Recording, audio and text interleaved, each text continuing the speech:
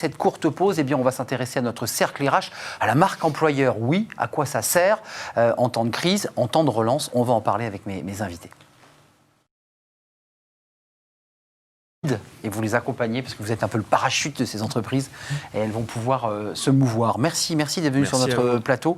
Merci à vous, Jérémy. On se retrouve demain évidemment pour une nouvelle rubrique Working Progress. Après cette courte pause, eh bien, on va s'intéresser à notre cercle RH, à la marque employeur. Oui, à quoi ça sert en temps de crise, en temps de relance? On va en parler avec mes invités.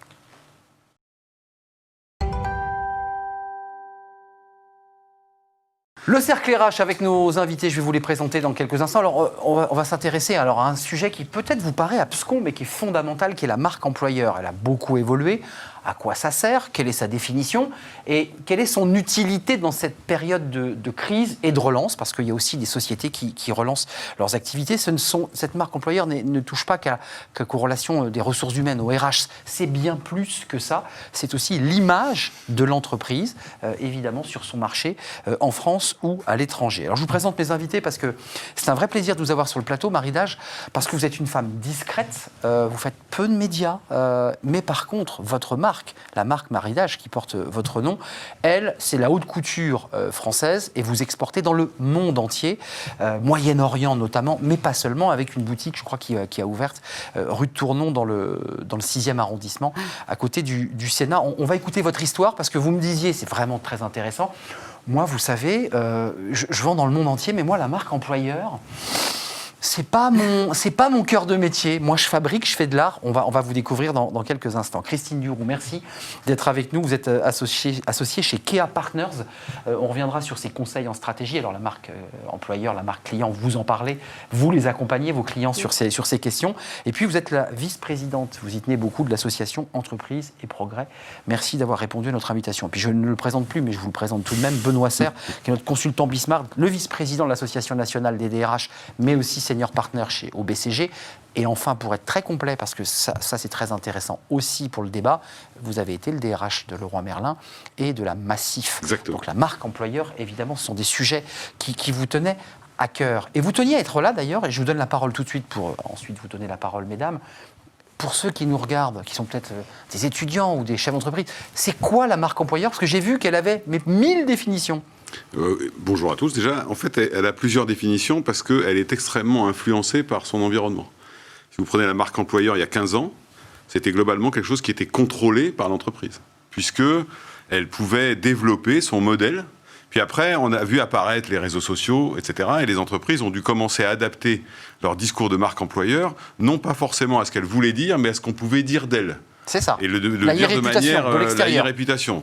Après, vous avez vu apparaître, avec le rapport Nota-Sénart, puis la loi Pacte, l'apparition de la raison d'être, qui est devenu un espèce de drapeau, d'une certaine manière, qui allait influencer la marque employeur. Mais si vous confrontez les trois époques que je viens de vous donner, le sujet, et on l'a vu pendant la crise Covid, beaucoup d'entreprises ont été jugées sur la cohérence entre le discours qu'elles portaient via leur raison d'être et puis la manière dont elles traitaient leurs collaborateurs pendant la crise.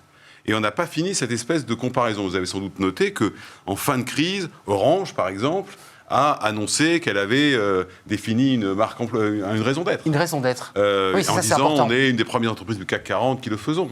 Renault, qui est quand même aujourd'hui présidé par Jean-Dominique Sénard, qui est quand même le symbole de la raison d'être, on voit bien que les annonces qui sont faites, c'est pas forcément évident de réconcilier et la marque et la personnalité du président et son histoire chez Michelin. On l'a évoqué, il y a Danone, etc. Donc voilà, donc la marque employeur, il faut la définir sous, et je finirai par là, deux choses.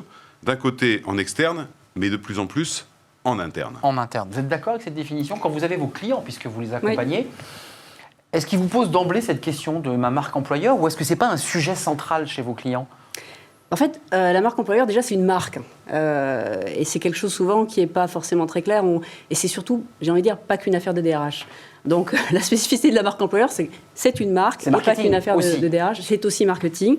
C'est une marque, donc ça veut dire que la question, c'est être connu auprès de qui? Pas forcément besoin d'être connu par tout le monde. Et c'est une marque parce qu'au-delà du logo, il y a un contenu, on est connu pourquoi, voilà. Et c'est pas qu'une affaire de DRH parce que, et ça Benoît l'a bien dit, de moins en moins on peut faire semblant et on peut de moins en moins mentir.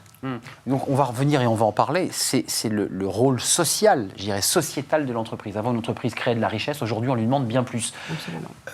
Cette question de la marque employeur, je vous la pose abruptement, mais je voudrais juste que vous nous racontiez brièvement votre histoire, parce qu'on va voir que la marque employeur, après tout, vous ne devez pas en parler tous les matins en vous levant, parce que votre histoire est incroyable. Vous êtes une artiste. Pour le plaisir, vous peignez sur de la céramique, ça vous plaît. Ça plaît d'ailleurs à vos amis parce que vous faites des ventes privées et ça cartonne. Puis pour faire plaisir, et je pitch rapidement, faire plaisir à vos parents, vous faites une école de commerce parce que comme ça vous avez fait vos études. Mais ce qui vous plaît, c'est véritablement de créer. Vous êtes artiste, puis artisan et aujourd'hui chef d'entreprise.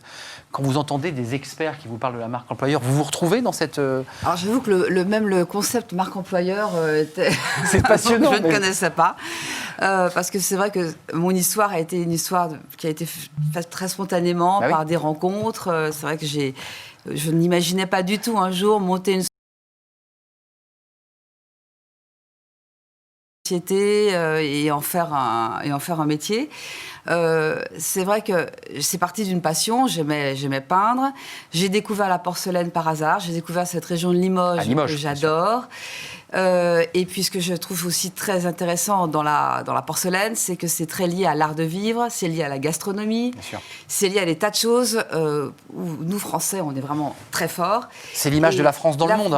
Et en fait, c'est vrai qu'aujourd'hui, on est peut-être davantage connu à l'étranger qu'en France. Les prophètes en son pays, c'est vrai on exporte à 90%, je pense. Et je suis fascinée de voir combien les gens, quand on dit « oui, je suis française, c'est de la porcelaine française, je vais vous expliquer comment on dresse une table, je vais vous expliquer… » sont fascinés par la France. On a tout de suite une cote de cœur et on a, on a effectivement un savoir-faire que tout le monde reconnaît. Et ça, c'est génial. Et donc moi, j'ai effectivement profité de ça parce que c'est venu très naturellement. Mais votre marque, elle est identifiée. Alors, Maridage... Maridage, c'est une marque. Oui. Elle existe. Pareil, c'est vrai que Maridage, quand j'ai démarré, c'était toujours très personnel, parce que ça a été des rencontres. J'ai commencé à travailler pour Nina Ricci, j'ai rencontré une acheteuse de Barneys, et ça s'est fait toujours de façon très, très personnelle, parce que je travaillais chez moi, je les recevais chez moi, donc il y avait vraiment l'environnement familial qui était très fort. Là, ça a changé. Oui, ça a changé. Oui, c'est ça, voilà. Mais à l'époque, c'était... Voilà, et donc... ma personnalité était importante et j'ai effectivement j'ai tout pensé finalement à prendre mon nom comme nom de marque parce que j'ai voulu avoir une démarche, j'avais une démarche assez proche de celle de la mode, de la haute couture. Oui, c'est ce que vous présentez comme la haute couture de la table. Le nom haute couture est un peu galvaudé parce que tout le monde... Mais à l'époque, c'était assez nouveau, c'était il y a 30 ans. C'est vrai que l'art de la table était un art très particulier, ça avait un côté un peu désuet et un peu vieillot. Et on ne l'associait pas du tout au luxe, à la mode, comme on peut le faire aujourd'hui. Et je me suis dit, les couturiers, leur marque, c'est Yves Saint Laurent, c'est Christian Dior. C'est le nom du créateur. Donc voilà, donc en fait, j'ai cherché... ça a été assez logique de partir sur mon nom. Ouais. Comment vous regardez cette marque? Parce que là, elle est définie, c'est du luxe.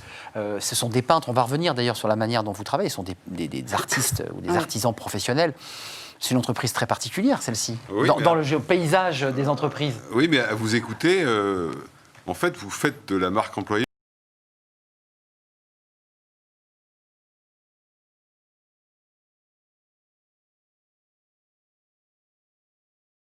sans le savoir, comme M. Jourdain avec la prose. Exactement. Puisque d'une certaine manière, votre discrétion médiatique, on va dire, d'image, le fait d'avoir pris votre nom, c'était marque de fabrique. Donc sans doute que dans le milieu où vous avez envie d'être reconnu, comme vous disiez, les gens vous connaissent en fait. Mais ils vous connaissent justement pour votre discrétion, pour le fait que ça porte votre nom, le caractère très familial que vous avez décrit, le fait que d'une certaine manière, votre discrétion médiatique, on va dire, d'image, le fait d'avoir mode comme on peut le faire aujourd'hui. Et je me suis dit, les couturiers, leur marque, c'est Yves Saint Laurent, c'est Christian Dior. C'est le nom du créateur. Donc voilà, donc en fait, j'ai cherché, ça a été assez logique de partir sur mon nom. Ouais. Comment vous regardez cette marque? Parce que là, elle est définie, c'est du luxe. Ce sont des peintres. On va revenir d'ailleurs sur la manière dont vous travaillez. Ce sont des comme on peut le faire aujourd'hui. Et je me suis dit, les couturiers, leur marque, c'est Yves Saint Laurent, c'est Christian Dior. C'est le nom du créateur. Donc voilà, donc en fait, j'ai cherché, ça a été assez logique de partir sur mon nom. Ouais. Comment vous regardez cette marque? Parce que là, elle est définie, c'est du luxe. Ce sont des peintres. On va revenir d'ailleurs sur la manière dont vous travaillez. Ce sont des artistes ou des artisans professionnels. C'est une entreprise très particulière, celle-ci, Oui, dans le paysage des entreprises. Oui, mais à vous écouter, en fait, vous faites de la marque employeur sans le savoir, comme M. Jourdain avec La Prose. Exactement. Puisque d'une certaine manière, votre discrétion médiatique, on va dire, d'image, le fait d'avoir pris votre nom, c'était marque de fabrique. Donc sans doute que dans le milieu où vous avez envie d'être reconnu, comme vous disiez, les gens vous connaissent en fait. Mais ils vous connaissent justement pour votre discrétion, pour le fait que ça porte votre nom, le caractère très familial que vous avez décrit, le fait que malgré le succès, vous ayez sans doute réussi à conserver cette spécificité et donc de rester un peu une marque entre guillemets secrète. Donc les gens qui y ont accès sont encore plus contents d'y avoir accès. Peut-être. Ouais. C'est une forme de marque employeur. Vous en faisiez donc sans le savoir. Et c'est vrai que sans le savoir, c'est vrai que les choses ont pas mal évolué. Et aujourd'hui, avec Internet, où on a accès à tout, où on peut s'acheter les plus beaux services de grandes marques comme ça sur un clic. Le comble du luxe, et ça, effectivement, c'est comme ça que je touche aussi une clientèle assez géniale, c'est d'avoir des choses qu'on ne trouve pas ailleurs. C'est ça. Et le comble du luxe, c'est le sur-mesure, c'est le bespoke, les métaux. On vous commande la couleur, vous avez des choix de couleurs. Et en fait, dès le départ, je suis partie sur un concept, mais sans avoir du tout cette projection, sans penser que ça deviendrait effectivement un sujet marketing fort, alors que c'était mon ADN. Mais finalement, aujourd'hui, c'est vrai que c'est quelque chose que toutes les grandes marques, je vois bien, essayent de mettre en avant, c'est le sur-mesure. Il n'y a rien de plus magnifique que d'avoir un sac à ses couleurs, avec ses initiales. Nous, ça fait partie de notre concept dès le départ. Et donc, c'est vrai que c'est assez... Donc, effectivement, tout ça grâce au fait que ça soit peint à la main. Donc, c'est aussi tout de suite lié au slow made, le slow luxe, l'artisanat, les métiers d'art, la défense de ces métiers. Travailler la France. Mais, voilà. Parce que c'est intéressant quand même. Il y a un vrai concept qui n'a pas été, je dirais, intellectualisé, puisque Xavier, à la base, c'est qu'il y a une réalité. Ce que Marie vient de dire, c'est très intéressant. En fait, la question nationale, je vais dire européenne pour le coup, en tant qu'employeur, elle revient au devant de la scène en tant qu'employeur. Et je trouve toujours très étonnant qu'on s'imagine que l'employeur est une espèce d'entité mondiale, etc. J'ai l'impression qu'en ce moment, où on rejoint une relative quête de sens, et au fond, le fait d'être une marque française qui importe un certain nombre de valeurs. On connaît tous, et je pense qu'on le sait tous, il y a une forme de management, il y a une forme d'employeur aussi, à l'européenne ou à la française. Je vois, nous, chez Kea, on est une entreprise de conseil d'origine européenne. On le réclame, on le met en avant, c'est notre raison d'être aussi. Et donc, il y a une spécificité dans le management, dans l'éthique, dans l'image ? En tout cas, ça fait partie d'une marque employeur, de toute façon, et on ne peut pas le nier. Enfin, c'est une marque forte, si je peux me permettre, Marina. Cette marque est très forte. Mais vous vouliez intervenir, parce que ce que j'aime beaucoup, c'est l'idée du secret. C'est-à-dire que c'est une marque qui vit aussi parce que, justement, elle n'est pas généralisée, elle n'est pas dans les grands magasins.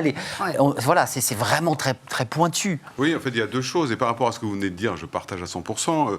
Les hasards de la vie ont fait que j'ai vécu en Russie, où j'étais DRH de Leroy Merlin pendant 5 ans. Je peux vous dire que la marque française Leroy Merlin, elle impliquait pour les clients et pour les candidats, parce qu'on a recruté beaucoup de monde, effectivement une image de management. C'était une boîte française. Ils rentraient chez les Français. Et ça, c'est très important. Et par rapport à ce que vous dites... C'est quoi? C'est élégant? Excusez-moi.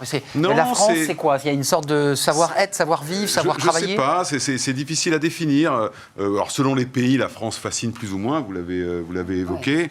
En Russie, il s'avère qu'il y a une histoire quand même entre ces deux pays. Très forte. Mais quand même, les gens disaient, je vais un employeur responsable, respectueux, avec un management spécifique, etc. Et par rapport à la spécificité que vous offrez à vos clients, vous avez raison. D'une certaine manière, on est de plus en plus sensible au fait d'avoir quelque chose qui n'est qu'à vous, puisque les réseaux sociaux, le système Internet fait que tout le monde peut acheter la même chose à la même minute partout dans le monde. Donc la spécificité, alors on voit d'ailleurs apparaître, je ne sais pas si vous en faites, je me posais la question, je fais un peu le boulot d'Arnaud. Mais on est ensemble. Est-ce que vous faites ce qu'on appelle l'upcycling? Parce qu'on voit bien que l'upcycling consiste à rénover. Je fais des choses sans le savoir. C'est ça, à reprendre des choses qui existent et que les gens jettent, à les reconfigurer pour en refaire. Oui, mais c'est upcycling, ça fait. Ah, vous utilisez des mots très très simples. Oui, voilà. Moi, j'en fais sans le savoir. Avec une valeur ajoutée. C'est une très très C'est vrai que ça aussi, c'est quelque chose auquel j'insiste beaucoup avec mes clients. Je leur dis, écoutez, vous avez un patrimoine, vous avez des choses chez vous. vous allez les utiliser. Et j'ai horreur de la mode qui passe. Et donc, c'est vrai qu'on vend des produits qui sont quand même à un certain prix. Donc, c'est des choses qui doivent durer. C'est comme une garde-robe. On a des atemporels et puis on va les accessoriser. Donc, moi, je considère ma marque comme effectivement une garde-robe pour la table. C'est ça. Et je voudrais que les clients, enfin mes clients, hommes et femmes, d'ailleurs, c'est amusant parce que c'est jeunes, vieux, parce que c'est pas vrai que les jeunes ne s'y intéressent pas. Non. Comme ils adorent la gastronomie, ils suivent toutes les émissions de chefs, ils sont passionnés. Et ils veulent aussi un bel. Ça va avec. Et donc, c'est vrai que je leur dis, gardez ce que vous avez, et moi, je vais vous apporter des assiettes, des décors qu'on va intégrer à vos assiettes. Et donc, j'ai toute une clientèle. Alors maintenant, rue de Tournon, c'est merveilleux parce qu'il y a vraiment un lieu, parce que c'est un studio de création pour showroom, la table. C'est ça, ouais. Et là, hier, c'est marrant, pas plus hier, j'avais une femme qui me ramenait un service en faïence qu'elle avait récupéré dans une maison de famille, à moitié ébréchée, mais elle avait quand même une pas mal qui était en bon état. Et elle me dit, voilà, j'adore ces assiettes, mais elles sont vieillottes. Et redonnez-moi de la vie. On a repris ces assiettes et on les a remixées. L'upcycling, voilà. Vous savez ce que ça veut dire, l'upcycling. Voilà. Vous voyez, vous faites plein de choses sans le savoir. D'un mot et de quelques, si vous le souhaitez, le recrutement. Parce que quand on est une marque de haute couture, on peut parler de Saint-Laurent, on peut parler de ces marques de haute couture, ils sont des centaines de CV arrivent. Tous les jeunes créateurs, tous les jeunes veulent aller travailler chez eux. Vous avez la même difficulté, c'est-à-dire que par la qualité de votre marque, est-ce que vous êtes aujourd'hui inondé de CV, de créateurs, Comment ça se passe, ça ? Alors, moi, comme je vous disais, je suis assez discrète. Donc, oui, je vous ai présenté comme une femme discrète. Donc aujourd'hui, c'est vrai qu'on a pas mal de jeunes qui sont assez fascinés par cette démarche. Alors effectivement, artistique, qui ont artisanale. l'impression que tout ça vient d'une réflexion très élaborée, alors que tout ça est assez spontané. Et comme je vous dis, ça découle de notre ADN. Le fait que ça soit peint à la main implique qu'effectivement, on ne va pas faire des énormes quantités. Oui. Le fait que ça soit pas à la main et qu'on n'ait pas une grosse production, on va plutôt toucher des clients aussi qui sont une niche, des clients niche. Donc voilà, tout ça vient assez naturellement, sans beaucoup de réflexion. Je veux dire par là, vous êtes dans une stratégie, parce qu'on l'a bien vu, votre côté artiste, c'est-à-dire vous n'avez pas conceptualisé en expertise, mais est-ce que vous dites, là, j'ai besoin de recruter, ou je suis très bien comme ça, et ça me va très bien comme ça ? Aujourd'hui, j'ai plutôt besoin de recruter des peintres. Très honnêtement. Que vous trouvez d'ailleurs, parce qu'on a une vraie difficulté d'accès. Voilà, ben oui. Vous êtes d'accord ? Il y a des corps de métier dans les métiers de l'art en France, artisans, ils ne trouvent plus de collaborateurs. Le grand sujet du luxe, là je prends une autre casquette, mais le grand sujet du luxe aujourd'hui, il est surtout là, il est dans les métiers d'art. C'est le défi. Trouver des collaborateurs. Bien sûr. Une autre casquette qui est les clients pour qui je travaille. Bien sûr. C'est beaucoup en amont sur les métiers d'art. Le vrai. Ça c'est un sujet. Assez dévalorisé l'artisanat. Bon, et moi, dans la partie Limoges a été quand même une ville assez sinistrée. Sinistrée, bien sûr. Bon. Et donc, les gens ont perdu... je pense que les jeunes ont dû... C'était des familles entières qui peignaient. On a leur dit, écoutez, il n'y a plus d'avenir. Moi, je me souviens, il y a 30 ans... au début, j'ai peint toute seule. Donc, je n'ai pas tout de suite été chercher des peintres. Mais il y a 20 ans, j'ai débarqué à Limoges et j'ai été dans des petits ateliers dans la campagne. Essayer de trouver des artisans. Et je me souviens de peintres qui me disaient, mais ça fait 6 mois qu'on n'a plus de commandes, 1 mois de plus. Et on arrête. Et j'en ai vu plein qui sont devenus chauffeurs de taxi. Alors qu'ils avaient, comme on dit, les doigts en or. Voilà. Et je leur ai acheté des fours et on a redémarré la chose. Mais c'est vrai que c'est compliqué. Et là, j'ai bien vu d'ailleurs, avec cette période étrange qu'on a traversée, où on avait quand même pas mal de travail. Mais spontanément, j'ai des manufactures que je fais travailler qui ont eu tendance à dire, on va se mettre au chômage. Je dis, non, mais on a du travail. Et en fait, ça a été tellement quelque chose de récurrent à Limoges. Il y avait le chômage technique, c'était depuis des années. Vraiment, ils ont traversé des et dans le textile aussi, d'ailleurs. Il y a eu... Et puis, le pain à main, n'en parlons pas. C'était quelque chose qui n'existait plus. Parce qu'aujourd'hui, tout est quasiment en chromo. Juste, Benoît Serre, Christine Duroux, on est quand même là dans un moment de rupture. On découvre depuis que l'émission a démarré une autre manière de travailler, un retour à un travail plus à distance, que c'est la fin de l'entreprise et le travail continue. On voit aujourd'hui qu'il y a des entreprises qui cartonnent mais qui ne trouvent pas de collaborateurs. C'est quand même un paysage qui est assez étrange quand même. Sur les sujets de l'art et de la recherche de gens artisanales, on paye notre facture. Depuis 30 ans, on a expliqué que l'apprentissage, l'alternance, c'est pour les gens qui avaient raté leurs études, etc. C'est ce qu'avait un ancien Premier ministre appelé l'intelligence de la main. Sincèrement, ces métiers-là, ça s'apprend pas dans un livre, ça s'apprend en faisant, ça s'apprend avec compagnonnage, avec friction. Et ce qui est intéressant sur le compagnonnage, c'était évoqué dans votre premier débat tout à l'heure, c'est qu'effectivement, même le freelance, les gens ont besoin d'apprendre ensemble, et après, ils se lancent en autonomie. Donc, on voit une évolution du rapport au travail, en fait. Donc, les gens acquièrent des compétences qui leur sont propres, et après, retrouvent une forme de liberté. C'est pour ça, peut-être, que les logiques de salariat vont partiellement reculé. Par rapport à la marque employeur, c'est intéressant parce que ça fait évoluer quand même la relation avec le collaborateur. Ce qui est clair, c'est que la marque employeur, si on est dans une digitalisation complète du travail, va demander à être complètement revue. Comment vous voulez créer un sentiment d'appartenance, comment vous voulez, il n'y a pas qu'une campagne sur les réseaux sociaux, et en particulier pour le jeune qui arrive dans l'entreprise, qui veulent travailler, etc. Je pense que tout ça va devoir être complètement revu. Les locaux, qu'on aime ou aime pas, faisait partie de la marque employeur. Nous, on s'est créé il y a 20 ans. On s'est créé il y a 20 ans à Malakoff.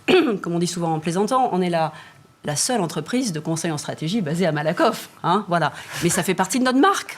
Vous voyez, c'est une revendication, ça fait partie de notre marque. Donc, vous avez joué avec. On est à Malakoff. Le lieu est important, il est symbolique et il y a un fort attachement. Et quand il a été question qu'on déménage, d'ailleurs, on s'est dit qu'on déménagerait pas parce que ça faisait partie de notre identité. On est quand même tout près de la sortie du métro. C'est la porte de Paris. Mais donc, le lieu est important et être complètement digitalisé pour une marque employeur et pour un employeur, je pense que très clairement, ça va être un défi majeur dans les mois. C'est pas dans les années, les mois à venir. Bien sûr, bien sûr. Et la question des locaux, puisque c'est un secteur qui coûte cher à l'entreprise, et effectivement, il y a des choix stratégiques. Marie Dage, merci d'être venue sur notre plateau. On a vu quelques images, j'allais dire de vos œuvres, parce que c'est un vrai travail artistique. Merci. Et puis en même temps, c'est passionnant, puisque voilà, à travers notre échange, vous avez découvert que vous aviez conceptualisé sans le savoir plein de choses, notamment la marque employeur. Merci à vous d'être venu. Merci à. Vous êtes une artiste. Merci à Benoît Serre d'être venu avec nous. Et puis merci à Christine Duroux de Malakoff, qui est un partner de Malakoff, puisque vous nous l'avez précisé. Merci de votre fidélité. Tout de suite, fenêtre sur l'emploi, retour sur le recrutement. À tout de suite. Tout de suite, fenêtre sur l'emploi. On parle évidemment emploi, bien entendu, mais aussi recrutement. Et j'accueille Mathieu Penet. Bonjour. Bonjour. Vous êtes le cofondateur de Yago. En un mot, Yago, c'est